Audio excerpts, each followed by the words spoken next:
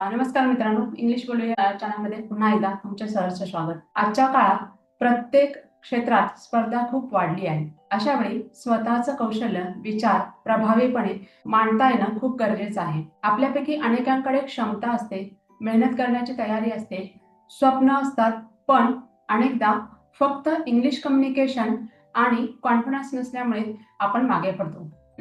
खरं तर इंग्लिश ही लँग्वेज नाही, तर ती नवीन संधीकडे जाण्याचा एक पूल आहे. ती आत्मविश्वास वाढवते, ती व्यक्तिमत्त्वाला वेगळी ओळख देते आणि करिअरमध्ये पुढे जाण्यासाठी मजबूत आधार बनते. बऱ्याच लोकांना असं वाटतं की इंग्लिश शिकणं खूप अवघड आहे किंवा कठीण आहे. पण योग्य पद्धतीने शिकल्यास आणि सातत्य ठेवल्यास आपल्याला इंग्लिश सहज आत्मसात करता येते. या विचारातून अशी लर्निंग सिस्टीम तयार केली आहे, जिथे विद्यार्थी ग्रामरच्या भीतीमध्ये न राहता ते प्रॅक्टिकली स्पीकिंग करतील आणि तेही विदाऊट हेजिटेशन आणि विदाऊट कोणतीही फिअर ते बोलतील. अशा पद्धतीने आपण या क्लासमध्ये प्रॅक्टिस घेतोय.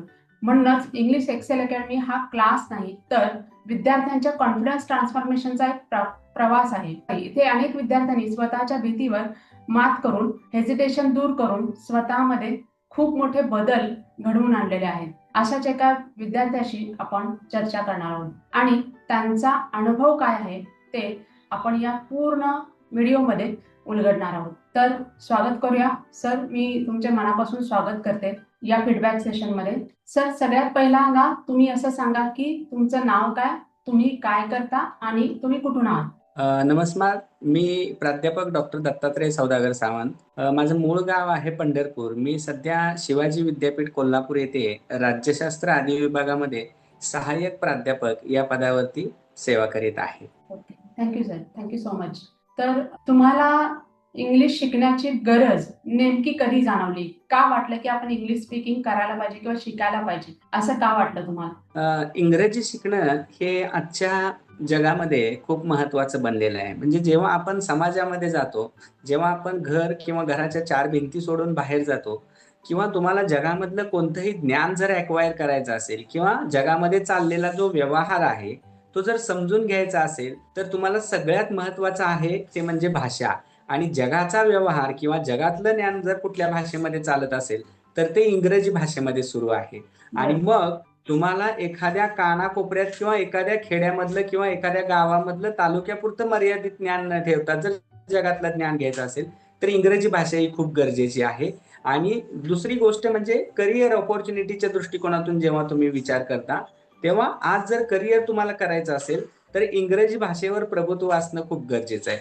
किंवा जेव्हा मी विद्यार्थी दशेमध्ये होतो, तेव्हा पण मी जेव्हा उच्च शिक्षणासाठी प्रवेश घेतला, तेव्हा माझ्या असं लक्षात आलं की हे मराठीमधलं जे ज्ञान आहे ते उत्कृष्ट आहे, त्याच्याबद्दल दुमत नाही काय, परंतु ते ज्ञान फक्त महाराष्ट्रापुरतं मर्यादित राहिले. आणि ते जर बाहेर द्यायचं असेल, आपल्याकडे जे ज्ञान आहे किंवा विद्यार्थ्यांना जे मिळणारं ज्ञान आहे ते जर समजून घ्यायचं असेल, तर हायर एज्युकेशन मध्ये सुद्धा इंग्रजी गरजेचं आहे. त्याच्याही पलीकडे जाऊन जर विचार केला, जगातलं ज्ञान वगैरे ह्या सगळ्या गोष्टी बाजूला ठेवल्या आणि स्वतःची पर्सनॅलिटी जर डेव्हलप करायची असेल, तर तेव्हा सुद्धा तुम्हाला चांगलं बोलणं हे खूप गरजेचं असतं. आणि समोरच्यावरती जर तुमचा प्रभाव पाडायचा असेल, तर त्या पर्सनॅलिटी डेव्हलपमेंटसाठी सुद्धा इंग्रजी खूप गरजेचं आहे. किंवा आज अलीकडच्या काळामध्ये जेव्हा विद्यार्थी वेगवेगळ्या स्पर्धा परीक्षांची तयारी करत असतात, तेव्हा स्पर्धा परीक्षा, फॉर एक्झाम्पल आपण जेव्हा युपीएससी बद्दल चर्चा करतो, तेव्हा युपीएससी आणि इतर कॉम्पिटेटिव्ह एक्झाम किंवा त्यांचा इंटरव्ह्यू वगैरे जर आपण बघितला, तर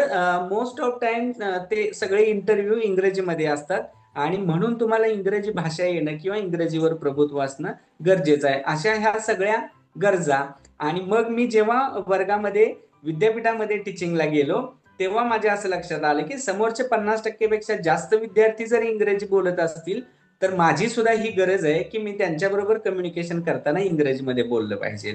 बरोबर, अगदी बरोबर. तर तुम्ही पहिला क्लास जॉईन केला तेव्हा तुमचा माइंडसेट काय होता किंवा काय मत होतं तुमचं? क्लास जेव्हा जॉईन केला किंवा जेव्हा मी क्लाससाठी बघत होतो, की मी क्लास जॉईन करण्यापूर्वी एक दोन वाक्य फक्त सांगू इच्छितो, की मी कोल्हापूरमध्ये आल्यानंतर वेगवेगळ्या अकॅडमीजना व्हिजिट केली किंवा त्यांचे ब्राउचर्स वगैरे बघितले, त्यांनी जी पब्लिसिटी केली आहे त्याच्या संदर्भात थोडासा रिव्ह्यू घेतला, की मला इंग्रजी बोलायचं आहे आणि मग मी चांगल्या क्लासची निवड केली पाहिजे, हे सुरुवातीला बरोबर, माझ्या डोक्यामध्ये होतं. अगदी आणि बरोबर. मग राजारामपुरी असेल, शाहूपुरी असेल, दसरा चौक असेल, अशा अनेक ठिकाणी ज्या स्पोकन इंग्लिशच्या अकॅडमी आहेत तिथे जाऊन आलो. त्यांची माहिती सर्व घेतली आणि त्याच्यानंतर मग माझा मित्र मला विद्यापीठामध्ये एक दिवशी भेटला आणि त्यांनी सजेस्ट केलं की आपल्या क्लासबद्दल सजेस्ट केलं आणि मग मी आपल्या क्लासची पण माहिती घेतली आणि जेव्हा मी माहिती घेतली तेव्हा माझ्या असं लक्षात आलं की तुम्हाला इंग्रजी बोलायला शिकवणं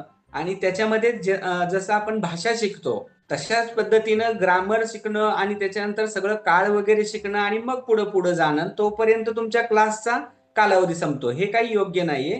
आणि बरोबर. जेव्हा मी आपल्या क्लासबद्दल जेव्हा मी बघितलं तर तेव्हा तिथे ग्रामर वगैरे शिकण्याची आवश्यकताच नाहीये. असं जेव्हा मी बघितलं तेव्हा म्हटलं आता मी ह्या क्लासला जॉईन होऊ शकतो.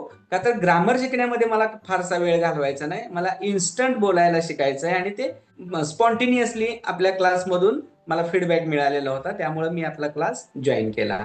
ओके ओके, ठीक आहे. तुम्ही आता म्हणलात तसं इन्स्टंट तुम्हाला बोलायला शिकायचं होतं, तर इन्स्टंट बोलायला शिकलात का तुम्ही? येस येस, इन्स्टंट बोलायला मी शिकलेलो आहे. म्हणजे सगळ्यात महत्वाचं म्हणजे सुरुवातीचा जो काळ होता आपल्या क्लासमधला, त्या क्लासमध्ये बेसिक गोष्टी काय आहेत, म्हणजे तुमचं कॉन्फिडन्स बिल्डिंग जे आहे ते सगळ्यात महत्वाचं होतं. कॉन्फिडन्स बिल्ड करण्यामध्ये ह्या क्लासची सगळ्यात महत्वाची भूमिका आहे. म्हणजे बरोबर. मला सुद्धा असं वाटत होतं की मी शिकेन की नाही, मला ग्रामर जमेन की नाही आणि मग मला बोलताना कसं होईल, त्याच्यामध्ये माझं कधी कधी प्रोफेशन पण आड येत होतं. या सगळ्या गोष्टी माझ्या मनामध्ये भीती असताना सुद्धा सुरुवातीच्या 8 दिवसामध्येच मला एवढा माझा कॉन्फिडन्स वाढला की नाही, हे इंग्रजी म्हणजे काय आपल्या मराठी बोलल्यासारखंच आहे, फक्त तुमच्याकडे व्होकॅब्युलरी जास्त पाहिजे. म्हणजे जर एखाद्या क्लास कडून काही तुम्हाला मिळत असेल तर तुम्ही पण क्लास प्रति थोडंसं दिलं पाहिजे आणि जेवढं मग दोन्ही गोष्टी अटॅच होतील तेवढं तुम्ही इन्स्टंट बोलायला शिकाल. बरोबर आहे. ह्या गोष्टी कशा आहेत की दोन्ही बाजूने 100% आलं पाहिजे. म्हणजे जितकं 100% मी देते तितकं 100% तुमच्याकडून जरी आलं तरी सुद्धा काय आहे की आपल्याला चांगल्या पद्धतीने प्रगती करता येते किंवा चांगल्या पद्धतीने इंग्लिश स्पीकिंग करता येते किंवा क्लासमध्ये जे काही मी सांगते ते तुम्ही रेग्युलरली फॉलो करत गेलात तरी सुद्धा तुम्हाला अगदी चांगल्या पद्धतीने बोलता येतं किंवा Yes. बोलायला चांगल्या पद्धतीने तुम्ही शिकू शकता. Anyway, तुम्हाला रेग्युलर जी काय प्रॅक्टिस जी काय आपण घेतोय ती कशी वाटली? रेग्युलरची प्रॅक्टिस खूप महत्वाची वाटली मला.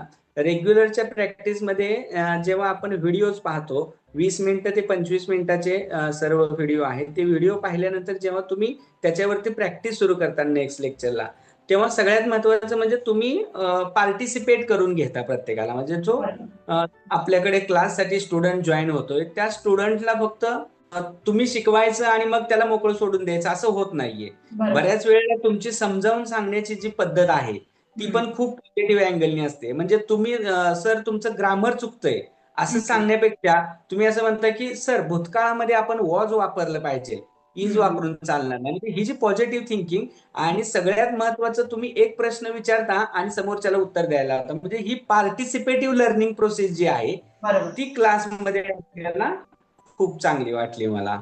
बरोबर बरोबर. आपला मुळात क्लासेस प्रॅक्टिकल बेसवरती आहे आणि दुसरी गोष्ट म्हणजे याच्यामध्ये तुम्ही जोपर्यंत बोलत नाही ना तोपर्यंत ह्या क्लासमध्ये काहीच होत नाही.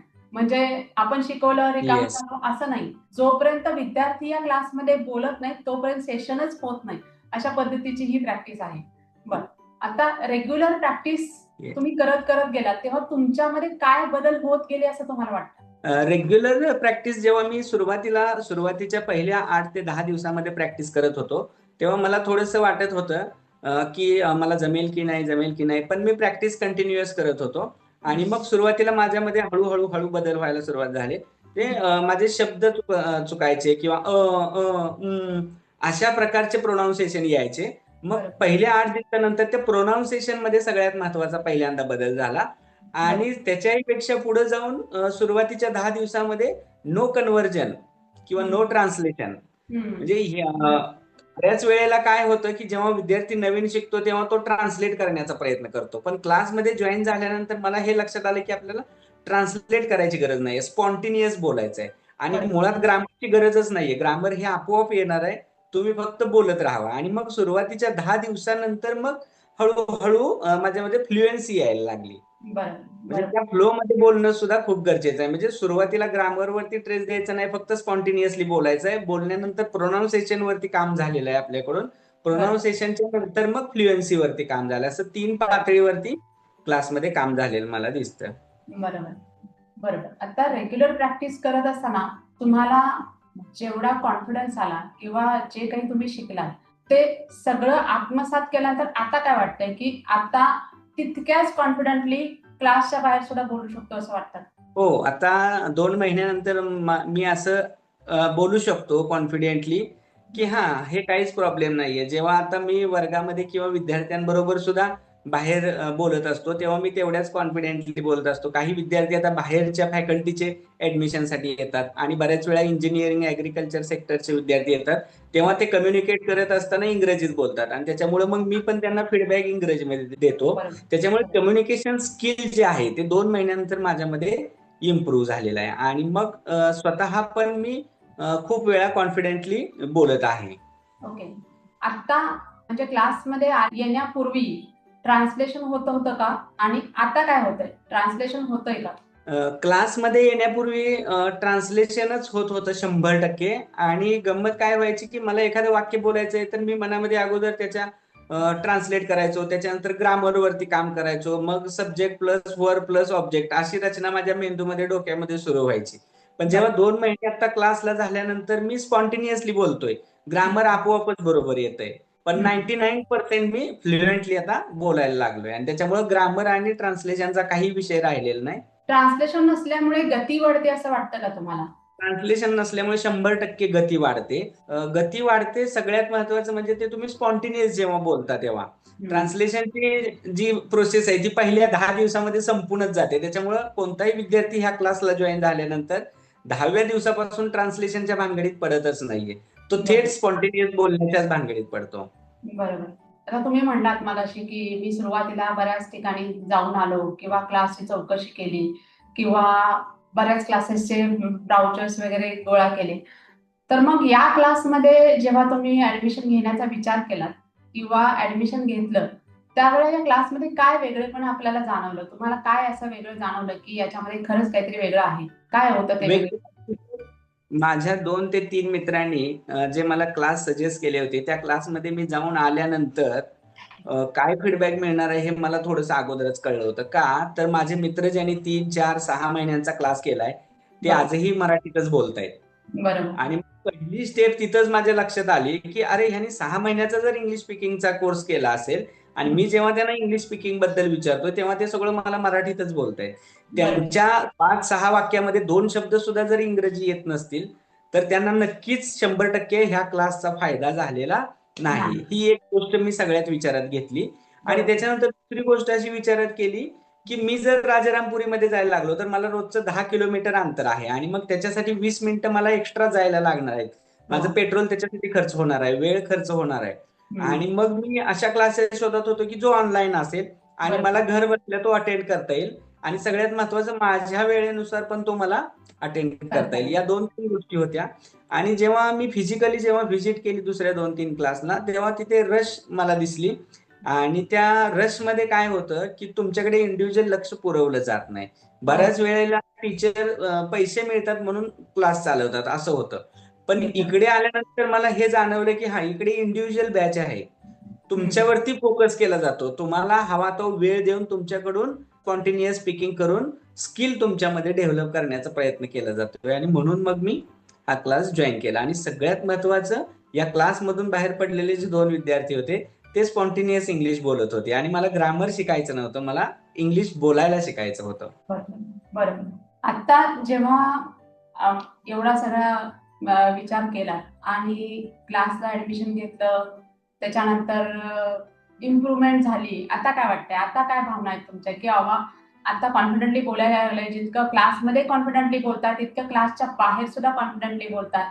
आता 100% लोकांचे रिस्पॉन्सेस कसे आहेत? जेव्हा तुम्ही बोलता लोकांशी त्यावेळेला लोकांचे रिस्पॉन्सेस कसे आहेत? किंवा तुम्हाला जितकं क्लासमध्ये कम्फर्टेबल वाटतं तितकंच बाहेर सुद्धा कम्फर्टेबल वाटतं का?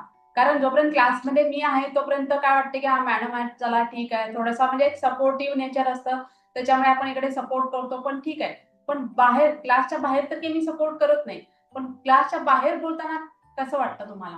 Yes yes. उलट मी तर असं म्हणेन की क्लासच्या बाहेर मी 100% इंग्रजीमध्ये बोलतो आणि जास्तीत जास्त बोलण्याचा प्रयत्न करतो, का तर मला स्वतःमध्ये पण बदल करायचा आहे आणि जे तुमच्याकडून क्लासमध्ये मिळालंय ते ऍप्लिकेशन करण्याची संधी मला समाजामध्ये मिळते आणि बरोबर. जेव्हा मी ते अप्लाय करेल तेव्हा मी जास्त शिकेन आणि बरोबर. उलट क्लासपेक्षा क्लासच्या बाहेर मी माझा कॉन्फिडन्स जास्त बिल्टअप झालेला आहे. म्हणजे तुम्ही इथं जे दिलेलं आहे ते कशा पद्धतीने बाहेर मला वापरून जास्तीत जास्त शिकता येईल याच्या दृष्टीने मी प्रयत्न करतो. त्याच्यामुळे क्लासमध्ये पण आणि क्लासच्या बाहेर पण मी 100% कॉन्फिडन्सनी बोलत असतो. हेच तर महत्वाचं आहे, कारण काय की 3 महिन्यात आपला क्लास संपतो. 3 महिन्यानंतर आपल्याला फायनल आउटकम काय पाहिजे, की आपल्याला क्लासच्या बाहेर माझ्या सपोर्ट विना तुम्हाला बोलता आलं पाहिजे. जे मी मला वाटतं जेव्हा मला वाटेल की बाबा तुमच्यामध्ये एक कपॅसिटी तयार झालेली आहे, त्यावेळेला मी काय करते की तुम्हाला सांगते की सर आता तुम्ही बाहेर बोलायला सुरू करा. त्यावेळेला तुम्हाला मी हळूहळू इंडिपेंडंट करत असते, की नाही आता तुम्ही इंडिपेंडेंटली बोलायला तयार आहात आणि तुम्ही तितकी कॅपॅबिलिटी तुमच्याकडे आहे आणि तुम्ही बोलू शकता. पण तुम्ही ऍक्च्युअली बोलणं हे खूप महत्वाचं आहे. म्हणजे मी सांगते पण ठीक आहे, पण काही लोक फॉलो करतात नाही करतात तो भाग वेगळा. पण तुम्ही जेव्हा ऍक्च्युअली फॉलो करता ना तेव्हाच त्याचा रिझल्ट तुम्हाला दिसतो. कारण तर क्लास चालू आहे तोपर्यंत मला समजतं की बाबा नेमका बाहेर बोलल्यानंतर तुम्हाला प्रॉब्लेम काय येतो, तुम्हाला खरंच तितक्या कॉन्फिडेंटली एक्सप्रेस करता येतं का. मला जेवढ्या विद्यार्थ्यांचे मी आतापर्यंत फीडबॅक घेतले तेव्हा सगळ्यांनी मला हेच सांगितलंय की जितक्या कॉन्फिडेंटली मॅडम आम्ही तुमच्यासोबत बोलतो ना तितक्याच कॉन्फिडेंटली आम्ही बाहेर सुद्धा बोलतो, कारण आम्हाला आता बाहेर बोलताना भीती वाटत नाही, कुठल्याही प्रकारचं हेजिटेशन वाटत नाही. आम्ही बिनधास्तपणे बाहेर बोलतो. चुका इकडे तिकडे झालं तरी चालेल, पण आम्ही बाहेर बोलतो हे खूप महत्वाचं वाटतं आम्हाला. आणि मलाही वाटतं की हे आपलं फायनल आउटकम आहे की विद्यार्थ्यांनी बाहेर बोलावं. अदरवाईज मग क्लासचा उपयोगच नाही. जसं आता तुम्ही मगाशी एका क्लासचं सांगितलं की ते 6 महिने क्लास करून त्यांनी काहीच केलं नाही आणि काही बोलू शकले नाही, तर मग त्याचा काही उपयोगच होणार नाही ना. त्यामुळे आपण काय करतो की एका टप्प्यानंतर बाहेर बोलायला सांगतो, जेणेकरून काय होईल की त्यांना बाहेर बोलल्यानंतर तितकाच कॉन्फिडन्स येईल आणि माझ्या विना ते नंतर 3 महिन्यानंतर सुद्धा छान पद्धतीने बोलू लागतील. Okay, thank you. ठीक आहे. आता तुम्हाला टोटल तुमची जी काही प्रगती आहे, क्लास जॉईन होण्यापूर्वीची वेळ आणि पहिला दिवस क्लासचा आणि आता जवळपास तुमचा क्लास संपत आलाय, तर आता तुम्हाला काय वाटतं तुमच्याविषयी, की काय तुमची प्रगती बघून तुमचं मत काय वाटतं? ते सुरुवातीला माझ्यामध्ये लॅक ऑफ कॉन्फिडन्स होता आणि ग्रामर विषयी भीती होती. हं. जेव्हा मी क्लास जॉईन केला तेव्हा ह्या दोनही भीती माझ्या मनामधल्या दूर झाल्या आणि मग माझ्यामध्ये हळूहळू फ्लुएन्सी वाढल्यानंतर मी बोलायला सुरुवात केली आणि बरं. मग माझं कम्युनिकेशन स्किल जे आहे ते हळूहळू डेव्हलप होत गेलं. 2-2.5 महिन्यानंतर ह्या 2.5 महिन्याच्या प्रवासामध्ये सुद्धा मला 2 गोष्टी लक्षात आल्या, की क्लासमधून जे आपल्याला दिलंय त्याला आपल्यालाही काहीतरी प्रतिवाद दिला पाहिजे. म्हणजे बरोबर. आपल्याला स्वतःला सुद्धा व्होकॅब्युलरी इन्क्रीज केली पाहिजे. त्याच्याशिवाय तुम्हाला या क्लासमध्ये जे दिलेलं आहे ते पुढे नेता येणार नाहीये. बरोबर. म्हणजे your response is very important in our class. म्हणजे येस. जेवढा मी रिस्पॉन्स देतोय तेवढ्या दुप्पट तुम्हाला क्लासकडून मिळणार आहे आणि म्हणून बरोबर. आपल्या प्रतिसादावरती हे सगळं डिपेंड आहे आणि त्याच्याही पुढे जाऊन तुमची कन्सिस्टन्सी असली पाहिजे. बरोबर. तर ह्या सगळ्या गोष्टी होणार आहेत. जर ओके. कन्सिस्टन्सी नसेल तर तुम्हाला हे सगळं होणार नाही आणि मग 2 महिन्यानंतर जेव्हा माझा अनुभव मी बाहेर ऍप्लिकेशन करायला सुरुवात केलं तेव्हा खूप चांगल्या पद्धतीने मला समोरून सुद्धा प्रतिसाद मिळायला लागला आणि मग मला असं वाटायला लागलं की नाही, मी हा स्पॉन्टेनियस स्पीकिंगचा इंग्लिश क्लास जो लावलाय तो सगळ्यात महत्वाचा आहे. त्याच्यामुळं मला विदाऊट ग्रामर शिकता आता समाजामध्ये इतरांबरोबर इंटरॅक्शन करता यायला लागलंय. म्हणजे जेव्हा डिपार्टमेंटला सुद्धा इंटेलेक्च्युअल डिस्कशन सुरू असतं तेव्हा मी फक्त त्यांच्याकडे पूर्वी बघत राहायचो. मला बरोबर. पार्टिसिपेट त्याच्यामध्ये होण्याची संधी मिळत नव्हती. मला ते माहित होतं, प्रोसेस सगळी माहित होती, त्याच्याबद्दलचं अधिक ज्ञान होतं, पण पार्टिसिपेट होता येत नव्हतं का तर माझं भाषेवरती प्रभुत्व नव्हतं. आणि बरोबर. मग मी अशा चर्चामध्ये सुद्धा आता हळूहळू सहभागी व्हायला लागलो.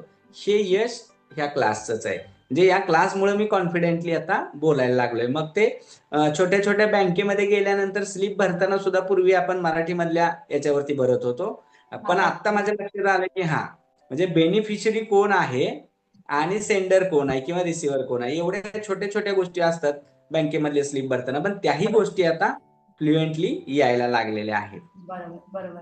म्हणजे पूर्ण विचार करण्याची क्षमता म्हणा किंवा मी येस. सुरुवातीला अगदी इंट्रोडक्शन मध्ये म्हटलं की आपल्याकडे भरपूर नॉलेज आहे, आपल्याकडे खूप सारं ज्ञान आहे, आपल्याकडे खूप सारं काहीतरी सांगायचं असतं, काहीतरी बोलायचं असतं, भावना व्यक्त करायच्या असतात, पण फक्त लँग्वेजमुळे आपण कमी पडतो. मला कमी वाटतं पडतो. जी उणीव तुमच्यामध्ये होती ती आता भरून निघालेली आहे बरोबर. मला वाटतंय. आणि आता तुम्ही छान पद्धतीने कुठेही ग्रुप डिस्कशन असेल, डिबेट असेल, तिथे सगळ्या ठिकाणी मीटिंग असेल, सगळ्या ठिकाणी तुम्ही छान पद्धतीने बोलू बोलू शकत असाल.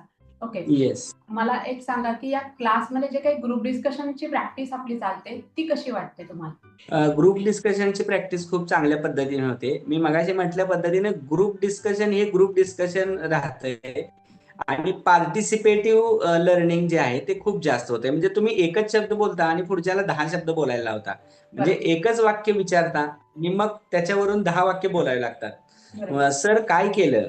हा एकच प्रश्न विचारला जातो, पण मला मग कालच्या दिवसातला पूर्ण रिव्ह्यू सांगावा लागतो. आणि बरोबर. त्याच्यामुळं काय होतं, तर मग माझी फ्लुएन्सी वाढत असते, ग्रामर आपोआपच बरोबर होत असतं, स्पॉन्टेनियस स्पीकिंग येत असतं. म्हणजे बरोबर. एक्सपिरियन्स शेअरिंग जे आहे ते हम्म. चांगलं होतं. बरोबर. त्याच्यानंतर कुठे पॉज घेतला पाहिजे, प्रोनाऊन्सिएशन काय झाले पाहिजेत, म्हणजे हम्म. हे सगळं सेंटेन्स पुन्हा मग तुम्ही त्याला करेक्ट करत असता. त्याच्यामुळे हे पार्टिसिपेटिव्ह लर्निंग मला खूप चांगलं वाटतं.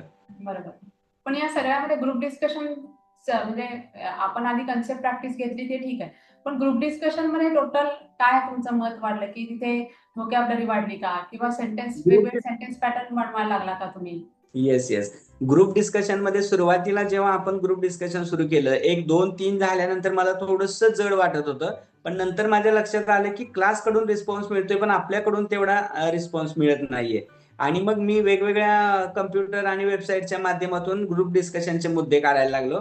आणि मुद्दे काढल्यानंतर मग ग्रुप डिस्कशन खूप चांगल्या पद्धतीने व्हायला लागले, की मग तुम्ही आउटलाईन एक ठरवून दिली, की ग्रुप डिस्कशन कसं करायचंय, कोणत्या मुद्द्यावरती करायचंय. आणि मग जेव्हा एक वाक्य बोलणं सोपं असतं, पण त्याच मुद्द्यावरती 5-6 वाक्य बोलणं हे खूप अवघड असतं.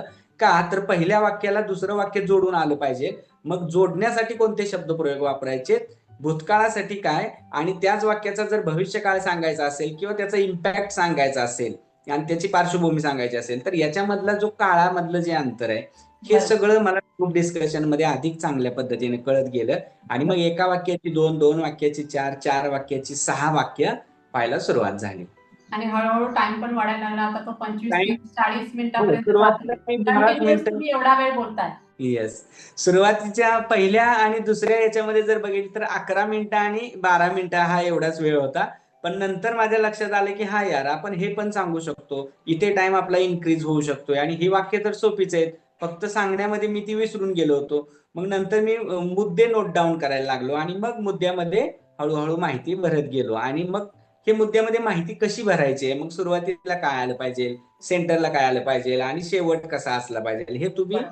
क्लासमधून जेव्हा सांगितलं तेव्हा मग ग्रुप डिस्कशन अधिक सखोल आणि अधिक वेळ वाढत जाणार ठरलं. बरं. ग्रुप डिस्कशन विषयीचा असा एखादा कुठला प्रसंग आहे का, की जो तुमच्या कायम लक्षात राहील? ग्रुप डिस्कशन मधला जो एक सगळ्यात महत्वाचा मुद्दा आहे, तो म्हणजे मी यापूर्वी लांजा कॉलेजला होतो हं. आणि लांजा कॉलेज मधल्या ग्रीनरी बद्दल जेव्हा बोलत होतो आपण, हं. तेव्हा मी खूप स्पॉन्टेनियसली सांगत होतो आणि तुम्ही थांबा, आपल्याला सर पुढचा प्रश्न घ्यायचा आहे. पण मी माझं सांगण्याचा ओघ कायम होता, का तर माझं ते मला मी एक्सपिरियन्स शेअरिंग करतोय असं वाटत होतं. बरोबर. म्हणजे ऍक्च्युअल तुम्ही आता पुढचा मुद्दा घ्या म्हणत होता, पण मी तेच सांगत होतो. आणि का तर मला बरोबर. ते खूप भावलेलं होतं आणि मी त्याच्यामध्ये पूर्ण गळून गेलो होतो. म्हणजे जेव्हा ग्रुप डिस्कशन होतं आणि तुम्ही एखादा प्रश्न विचारता, तेव्हा त्याच्यावर अधिक अधिक अधिक बोलता त्याच्यावरती यायला लागलं बरोबर. आणि बरोबर. ते शेअर करू वाटतं. हो, बरोबर आहे. बरोबर आहे. आणखीन एक प्रसंग असा मला आठवतोय तसा, की मोबाईल ॲडिक्शन इन चिल्ड्रन या टॉपिकवरती तुम्ही तयारी करत होतात त्यावेळेला एक मेजर गोष्ट घडली. काय होती ती गोष्ट ती आमच्या प्रेक्षकांना सांगा? After discussion I have decided आणि अच्छा. सगळ्यांना मराठीमध्ये मीटिंग सर. घेतली. हा, मी मीटिंग घेतली आमच्या घरामधल्या 4ही मेंबर्सची. आणि हा क्लास फक्त इंग्रजी बोलण्याविषयीचा नाहीये, तर याच्यामध्ये जे मुद्दे हाताळले जात आहेत ते सुद्धा आपल्या व्यक्तिगत जीवनामध्ये किती महत्वाचे आहेत. आणि मग आपण ह्या मोबाईल मुळे मुलांवरती जो इम्पॅक्ट होतोय त्याच्यावरती आपण पण काम केलं पाहिजे, हे सगळ्यात महत्वाचं वाटलं. आणि मग आम्ही सर्वांनी जेवताना मोबाईल वापरायचा नाही हा एक निर्णय घेतला. आणि आवश्यक तेथेच मोबाईल वापरायचा, अनावश्यक कारणासाठी वेळ घालवण्यासाठी मोबाईल वापरायचा नाही. हे 2 महत्वाचे निर्णय घेतले आणि आम्ही ते फॉलो करतो आहे. हा पण बरोबर. एक क्लासचा फायदा झाला. बरोबर.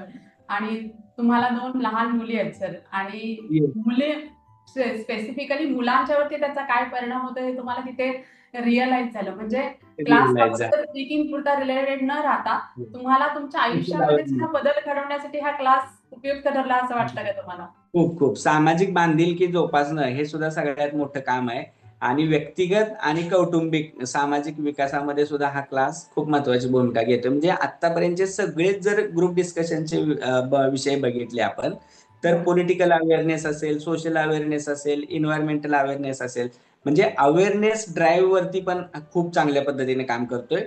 तुमच्या पर्सनॅलिटी डेव्हलपमेंटचे पण काही मुद्दे आपण याच्यामध्ये हाताळलेले आहेत. तुमचे एक्सपिरियन्स शेअरिंगचे पण मुद्दे याच्यामध्ये खूप हाताळलेले आहेत. आणि समाजामधल्या ज्या वास्तव समस्या आहेत बरोबर. त्याच्यावर सुद्धा अनेक मुद्दे आपण हाताळले आहेत. आणि न्यू ट्रेंड्स जे आहेत सोसायटीमध्ये असेल, एज्युकेशन सेक्टर असेल, ऍग्रिकल्चर सेक्टर असेल, ह्या सगळ्या नवीन बाबी ज्या यायला लागलेल्या आहेत, समाजामधले नवीन प्रवाह जे आहेत, त्या प्रवाहातले पण मुद्दे आपण घेतलेत. आणि एवढे मुद्दे घेऊन आपण थांबलो नाही, तर तुमची नीड ऑफ काय आहे, तुमची गरज काय आहे सध्याची, त्या गरजेचे मुद्दे पण जेव्हा तुम्ही मार्केटमध्ये किंवा समाजामध्ये जाता तेव्हा तुम्हाला काय उपयुक्तता आहे, असे बरोबर. पण अनेक मुद्दे आपण याच्यामध्ये हाताळलेले दिसतात. म्हणजे स्किल आहे, अवेअरनेस आहे, लर्निंग आहे, सगळ्या गोष्टीवरती आपण सगळ्या फोकस केले. गोष्टींवर बोललेलं. याच्यामध्ये जे ग्रुप डिस्कशनचे मुद्दे आहेत ना सर, ते आपण अशा वेगवेगळ्या क्षेत्रातले घेतलेत. म्हणजे काही सोशलशी रिलेटेड असेल, काही पॉलिटिकलशी असेल, काही एज्युकेशनशी असेल, काही फायनान्सशी रिलेटेड आहे. जेणेकरून Yes. काय की वेगवेगळ्या क्षेत्रातलं नॉलेज म्हणण्यापेक्षा वेगवेगळ्या क्षेत्रातले तुम्हाला डेटा तर कलेक्ट करावा लागतो, पण याच्यातून तुमची व्होकॅब्युलरी डेव्हलप होते किंवा तुम्हाला याच्यातून काय होतं की वेगवेगळे सेंटेन्स पॅटर्न्स बनवता यावेत. या उद्देशाने आपण काय केलंय की हे जे ग्रुप डिस्कशनचे मुद्दे आहेत ते वेगवेगळ्या क्षेत्रामधले घेतले जेणेकरून त्या क्षेत्रातले शब्द सुद्धा तुम्हाला यावेत. जसं की ऑनलाईन ट्रान्झॅक्शन फ्रॉड. तर Yes. याच्यामध्ये काय आहे की ट्रान्झॅक्शन असेल, क्रेडिट असेल, डेबिट असेल म्हणजे फायनान्स रिलेटेड जे काही शब्द असतील ते तुम्हाला चांगल्या पद्धतीने यावेत Yes. आणि नवीन-नवीन काहीतरी वेगळे शब्द त्याच्यामध्ये यावेत या दृष्टिकोनातून आपण प्रयत्न केले. ओके. या क्लासमध्ये जे काही नॅचरल मेथड मी सुरुवातीला तुम्हाला सांगितलं होतं की आपण नॅचरल मेथडनी शिकवतो. तर नॅचरल मेथड विषयी काय सांगाल की खरंच नॅचरल मेथड आणि त्या पद्धतीने प्रॅक्टिकली आपल्याला त्याचा वापर होतो का? येस. नॅचरल मेथड खूप चांगली आहे आणि नॅचरल मेथडचा 100% यूज होतो. कोणतीही गोष्ट जर तुम्ही बघितली तर नैसर्गिकच रित्या शिकणं किंवा उपजत जे आपल्याकडे ज्ञान आहे त्याच्यावरती शिकणं गरजेचं असतं. आणि हा क्लास नेमका याच गोष्टीवरती काम करतोय. म्हणजे तुम्हाला ग्रामर शिकवणं आणि मग त्याच्यानंतर सेंटेन्स मेकिंग शिकवणं आणि मग बोलायला लावणं, बरोबर. ही नॅचरल प्रोसेस नाहीये. आणि या प्रोसेसनी जर गेलो तर ते सक्सेस होत नाहीये. म्हणजे मी मगाच्या उदाहरणामध्ये अनुभवावरती हे सांगितलंच होतं. नॅचरल मेथडचा सगळ्यात जास्त फायदा काय व्हायला लागला, की तुमचा कॉन्फिडन्स वाढला आणि तुम्ही बोलूच शकता मुळात. म्हणजे बरोबर. मराठी जसं आपण बोलतो, हिंदी जसं आपण बोलतो, याच्यासाठी काही कुठलं आपण ग्रामर शिकलेलोच नव्हतो. आणि बरोबर. मग तुम्हाला इंग्रजी ही पण मराठीसारखीच भाषा आहे आणि ती जर शिकायची असेल तर तुम्ही नॅचरल मेथड यूज करा. नॅचरली तुम्ही बोलायला शिका, स्पॉन्टेनियसली बोला. मग रचना ही आपोआपच तयार होत असते. बरोबर. आणि याच्यामधून हळूहळू मला ही चांगली मेथड वाटली.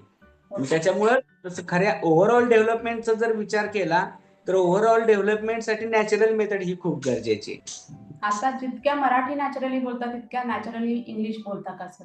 100%. जेवढं आपण फ्लुएन्सी आणि नॅचरल मराठी बोलतो तेवढंच आपण इंग्रजी बोलतो. म्हणजे आता थोड्या वेळापूर्वी तुम्ही म्हटला की सर मराठीत सांगा. म्हणजे बरेचसे शब्द आता तोंडामधून अगदी न कळत असे इंग्रजीमध्येच जात राहतात. बरोबर. बरोबर.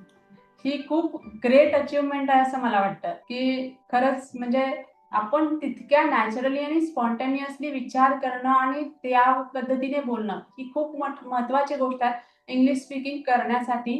ज्यासाठी म्हणजे आपण प्रयत्न करतोय. म्हणजे काही लोक कितीतरी क्लासेस करतात, कितीतरी काहीतरी व्हिडिओ बघतात, ग्रामर करतात. पण हे इंग्लिश स्पीकिंगसाठी महत्त्वाचं काय आहे तेच कळत नाही लोकांना. आणि आपण याच्यावरतीच नेमकं काम करतो. त्याच्यामुळे काय होते, की तुम्हाला क्लासच्या बाहेर सुद्धा प्रॅक्टिस करता येते. तुम्हाला नॅचरली स्पीकिंग करता येतं. तुमचं थिंकिंग आपोआप डेव्हलप होतं आणि या सगळ्याच गोष्टी होतात. Very good. मला असं वाटतं मॅडम की हे ह्या क्लासचं वैशिष्ट्य असं आहे किंवा फोकस काय आहे, ऑब्जेक्ट जे आहे ते बरोबर. क्लासला कळणं खूप गरजेचं असतं आणि बाहेरच्या क्लासनं ते ऑब्जेक्ट काय आहे हे कळलं नाही. म्हणजे ऑब्जेक्ट हे इंग्लिश स्पीकिंग आहे, बरोबर. नॉट म्हणजे तुम्हाला रायटिंग. ग्रामर शिकवणं हे ऑब्जेक्ट नाहीच आहे इथे क्लासचं. बरोबर. तुम्हाला इंग्रजी बोलायला शिकवणं हे ऑब्जेक्ट आहे, आणि त्या बरोबर. ऑब्जेक्टला धरून हा क्लास काम करतोय. म्हणजे तुम्ही बरोबर. क्लासमध्ये असा किंवा क्लासच्या बाहेर असा, हे ऑब्जेक्टच बरोबर. पूर्ण करण्याचं काम करताय. पण इतर क्लासची जेव्हा तुलना करतो आपण, तेव्हा ते ऑब्जेक्टच्या पेरिफेरीमध्ये ज्या गोष्टी येतात त्या अगोदर करतायत, आणि मग ऑब्जेक्ट कडे येत आहेत. तोपर्यंत क्लासचा ड्युरेशन संपतोय. बरोबर. बरोबर. आणि सुरुवातीला मग ते रटाळवाणं वाटतं विद्यार्थ्याला. जेव्हा आपण बाहेरून सगळ्या गोष्टी हे करतो तेव्हा विद्यार्थ्याला रटाळवाणं वाटतं. पण इथे काय होतंय, सुरुवातीला आलो की स्पॉन्टेनियसली बोला, धडाधड म्हणून तुम्ही सांगताय, आणि त्याच्यामुळे बरोबर. आम्ही काही बोलतो, नो प्रॉब्लेम, आमचं ग्रामर चुकत असेल, पण बरोबर. आमच्यामधली ती ऊर्जा आहे, जो उत्साह आहे, त्याला प्रॉपर वेला आणणं, ट्रॅक वरती आणणं हे महत्वाचं हे आहे. खूप महत्वाचं गाडी आहे. पळते, पण रस्ता कच्चा असेल, खड्डे असतील तर गाडी पळणार नाहीये. अगदी त्याला बरोबर. ट्रॅकवर आणणं खूप गरजेचं आहे. आणि बरोबर. मग तो ट्रॅक म्हणजे ऑब्जेक्टच्या दिशेने जाणारा हा क्लास आहे. बरोबर. जसं तुम्ही आता म्हटलात सर, की रटाळवाणं वाटतं, की ग्रामर शिकणं म्हणा किंवा क्लासला मग जाऊ वाटत नाही. तसं इथे होत नाही. काय होतं, की पहिल्या दिवशी मी जेव्हा प्रॅक्टिस घेते त्यावेळेला विद्यार्थ्यांना विचारते, की तुम्ही हार्डली किती वाक्य बोलू शकता? असं मी त्यांना विचारते. तर प्रत्येकाचा ऑन एन एव्हरेज हार्डली मला वाटतं 4-5 किंवा एकच मला वाटतं स्टुडंटनी 10 वाक्य बोलू शकेल असं मी सांगितलं होतं. तर त्यांची पहिल्या दिवशीची वाक्य जेव्हा मी काउंट करतो, ती ऑन एन एव्हरेज किमान 50, 55, 60 अशी वाक्य जातात त्यांची. आणि ज्या दिवशी म्हणजे पहिल्याच दिवशी आपल्याला इतकी वाक्य बोलायला येतात, ही जी एनर्जी आहे ना सर, ती एनर्जीच त्यांना पुढे नेते. तीच ऊर्जा त्यांना पुढे नेते आणि त्यांना वाटतं, की हां, छान आहे आपल्याला छान वाटतं आणि पहिल्या दिवशी एवढा उत्साह वाटतो, की अरे आपल्याला बोलता येतं, खूप छान बोलता येतं. हे त्यांना खूप छान वाटतं. बरोबर. म्हणून म्हणून ती एनर्जी टिकून राहते. म्हणून त्या सगळ्यामध्ये काय होतं, की पुढे आपण आपोआप जायला लागतो. पुढे क्युरिओसिटी वाढत जाते आपली. येस. आणि माझ्या एका स्टुडंटनी सांगितलं, की मॅडम त्यांनी तर 5 पेक्षा जास्त क्लास केले होते. तर त्यांनी असं सांगितलं, की मॅडम तुमचा हा पहिला क्लास आहे जो मी कंटिन्युअसली जॉइन करतो. तर त्याच्या पाठीमागे हीच ऊर्जा, हीच एनर्जी काम करते, की तुम्हाला बोलता येतं. रोजच्या रोज आपण बोलण्याची येस. प्रॅक्टिस घेतो आणि बोलता येतं. ही जी ऊर्जा तुम्हाला मिळते किंवा हा उत्साह, हा कॉन्फिडन्स जो मिळतो ना, त्याच्यातूनच पुढे तुम्ही जायला आपोआप तयार होता. तर मला शेवटचा आणि महत्त्वाचा प्रश्न तुम्हाला विचारायचा आहे, की इंग्लिश बोलणाऱ्यांनी खरंच हा क्लास जॉइन करावा का? आणि करायचा असेल तर का करावं असं वाटतं तुम्हाला? येस. ज्यांना ज्यांना असं वाटतंय की मला इंग्रजी बोलता आलं पाहिजे, त्या सर्वांना मी असं सांगेन की तुम्ही हाच क्लास जॉईन केला पाहिजे. म्हणजे या क्लासचे वेगळेपण किंवा वैशिष्ट्य जेव्हा आहेत ती आपण चर्चा केलीच आहेत, पण त्याच्याही पुढे जाऊन असं वाटतं की आजच्या धकाधकीच्या जीवनामध्ये कोणाकडे जास्त वेळ नाहीये, बरोबर. आणि सर्वच लोक प्रॉपर वेने जातील असं मला माहित नाहीये. म्हणून मी त्यांना सजेस्ट असं करेन की जेव्हा तुम्हाला इंग्रजी बोलण्याची गरज पडते तेव्हा तुम्ही इंग्रजी बोलायला शिकवणाऱ्या क्लासला जॉईन करा. इतर बरोबर. गोष्टी शिकवणाऱ्या क्लासला जॉईन करू नका. पहिल्या दिवसापासून इथं बोलायला शिकवलं जातं. म्हणजे ती प्रोसेस जी आहे ती पहिल्या दिवसापासून आपल्या क्लासमध्ये सुरू होते, आणि म्हणून हा क्लास सुरू केला पाहिजे. सगळ्यात महत्वाचं मी मगाशी पण म्हटलं की तुम्हाला समाजामध्ये जेव्हा बाहेर पडणार आहे तेव्हा इंग्रजीच बोलण्याची गरज आहे. म्हणजे बरोबर. तुमचा व्यवहार, तुमचा बिझनेस किंवा तुमची नोकरी, या 3 गोष्टींमध्ये जर तुम्हाला समाधान मिळवायचं असेल तर तुम्हाला इंग्रजी आलं पाहिजे. तुम्हाला करिअर घडवायचं असेल, इंग्रजी आलं पाहिजे. तुम्हाला उच्च शिक्षण पूर्ण करायचं असेल, इंग्रजी आलं पाहिजे. तुम्हाला स्वतःची पर्सनॅलिटी डेव्हलपमेंट करायची असेल, इंग्रजी आलं पाहिजे. तुम्हाला वेगवेगळे इंटरव्ह्यू क्रॅक करायचे असतील, तुम्हाला इंग्रजी आलं पाहिजे. आणि मी तर एक दुसरं वेगळं वैशिष्ट्य मगाशी मी सांगायचं राहून गेलो आपल्या क्लासचं मॅडम, की बरोबर. बरेच विद्यार्थी काय करतात, मला इंटरव्ह्यू क्रॅक करायचा आहे म्हणून मी क्लास लावतो. बरोबर. असं नाही, असं नाहीये. तुम्ही एकदा का इकडे ऍडमिशन केलात की हं. तुमचा इंटरव्ह्यू असू देत, इंग्रजी बोलणं असू देत, कम्युनिकेशन असू देत किंवा कोणत्याही क्षेत्रामधली आवश्यकता असू देत, ती बरोबर. आपोआप पार पडते. तुम्हाला असे स्पेसिफिक क्लास लावून वेगवेगळी फी द्यायची आवश्यकता नाहीये. सगळ्यात बरोबर. महत्वाचं फी पण कमीच आहे, त्याच्याबद्दल मी बोललोच नाही सोडा. जेव्हा मार्केटमध्ये तुम्ही कम्पेअर करता तेव्हा तुम्हाला कुठलाच इंडिव्हिज्युअल फोकस करणारा क्लास मिळत नाहीये. क्लास मिळेल पण तो ग्रुपमध्ये मिळेल. हं. 5-6 लोक जॉईन होतील आणि मग 1 तासामध्ये 5 किंवा 10 मिनिटं तुमच्याकडे येईल वेळ. बरोबर. पण तसं नाहीये. कमीत कमी खर्चामध्ये जास्तीत जास्त इंग्रजी बोलायला शिकवणारा हा क्लास आहे. त्याच्यामुळे मी सगळ्यांना आवाहन करेन की तुम्ही या क्लासला जॉईन व्हा. तुम्ही हवं तर डेमो बघा, 3 दिवसाचे डेमो बघा. तुम्हाला त्याच्यामध्ये फटाफट क्विक इन्स्टंट तुम्हाला त्याच्यामध्ये सुद्धा रिझल्ट दिसेल. बरोबर. मला पहिल्या आठवड्यापासून रिझल्ट दिसायला लागला, त्याच्यामुळे मी पुन्हा कंटिन्यू या क्लासकडे गेलो आणि बोलत बोलत मित्र जेव्हा मला विचारतात तेव्हा मी आपल्याच क्लासचं सजेशन देत असतो. का सजेशन देत असतो? हा सगळ्या दृष्टिकोनातून परवडणारा क्लास आहे. एक आपल्या वेळेनुसार क्लास होतोय आणि जे आपले डाऊट आहेत ते मन मोकळेपणानं आपण विचारू शकतोय आणि त्याच्यावरती सोल्युशन आपल्याला परफेक्ट मिळतंय. आणि सोल्युशन सांगण्याची मेथड पुन्हा तुमच्यामध्ये काय चूक आहे हे सांगण्यापेक्षा तुम्ही सुधारणा कशी करू शकता हे बरोबर. सांगणं हे सगळ्यात महत्वाचं आहे. म्हणजे मोटिवेट, प्रत्येक बरोबर. प्रसंगामध्ये मोटिवेट करून आपला स्टुडंट किती चांगल्या पद्धतीने बोलू शकतो हे त्याला दाखवून देणं, बरोबर. याच्यामुळे खूप फायदा होत राहिला क्लासचा. बरोबर. बरोबर. तुम्ही आता म्हटलात तसं मगाशी की सर बाकीच्या क्लासेसमध्ये स्पीकिंग करायला पाहिजे, जे स्पीकिंग होत नाही आहे. तर आपल्याकडे म्हणजे लोकांना हे समजतच नाही की स्पीकिंग करायसाठी स्पीकिंगच करावं लागतं. म्हणजे मी माझ्या YouTubeच्या बऱ्याच माझ्या व्हिडिओमध्ये मी सांगत असते आणि तिथे पण प्रॅक्टिकल गोष्टी मी सांगत असते, की आपण रायटिंग करून स्पीकिंग येणार नाही. म्हणजे हे येस. असं होईल की डोकं दुखतंय आणि पोटदुखीवरची आपण गोळी खातोय असं होतंय. तर रायटिंग करून आपल्याला स्पीकिंग येत नाही. स्पीकिंग करूनच आपल्याला स्पीकिंग येतं आणि म्हणूनच डे 1 पासून आपण जे स्पीकिंग घेतो ना, भलेही त्याच्यामध्ये चुका असू देत, पण डे 1 पासून आपण जे स्पीकिंग घेतोय त्याचा खूप मोठा फायदा. कारण कंटिन्युअस जे काही दिवस आहेत क्लासचे, त्या सगळ्यामध्ये तुम्ही कंटिन्युअस बोलताय. कंटिन्युअस तुम्ही काय करता, की त्याच्यामध्ये प्रॅक्टिस करताय आणि त्याच्यातून प्रचंड मोठी डेव्हलपमेंट तुम्हाला काय होते, की दिसते. जेव्हा तुम्ही ग्रुप डिस्कशनमध्ये येता किंवा ग्रुप डिस्कशनच्या पण शेवटच्या टप्प्यावरती येतात त्यावेळेला खूप मोठा बदल दिसतो. म्हणजे पहिला दिवस आणि त्याच्यानंतर असलेला शेवटचा दिवस याच्यामध्ये प्रचंड मोठी तफावत आपल्याला दिसते. सर तुम्हाला असं वाटतं का, की म्हणजे टोटल फक्त इंग्लिश स्पीकिंगशी रिलेटेड हा क्लास काम करत नाही, तर टोटल पर्सनॅलिटी डेव्हलप होते तुमची असं वाटतं का? बरोबर. की सगळ्या लाईफमधला जो काही आनंद किंवा जो काही बघण्याचा दृष्टिकोन आहे, तो सुद्धा बदलतो असं वाटतं का तुम्हाला? 100% फक्त इंग्रजी शिकवणं हे तर ऑब्जेक्ट आहेच. पण इंग्रजी शिकवण्याबरोबर इतर सुद्धा खूप ज्ञान या क्लासमध्ये मिळतं. म्हणून मगाशी मी म्हटलं की ओव्हरऑल डेव्हलपमेंट करिता हा क्लास खूप महत्वाचा आहे. पर्सनॅलिटी डेव्हलपमेंट करता हा क्लास खूप महत्वाचा आहे. तुम्हाला कम्युनिकेशनसाठी खूप महत्वाचा आहे.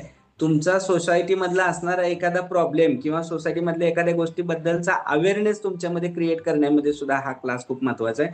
तुमच्या घरामधलं वातावरण कसं असावं याच्यावरती सुद्धा मुद्दे याच्यामध्ये हाताळल्यामुळे हा क्लास त्या दृष्टीने महत्वाचा आहे.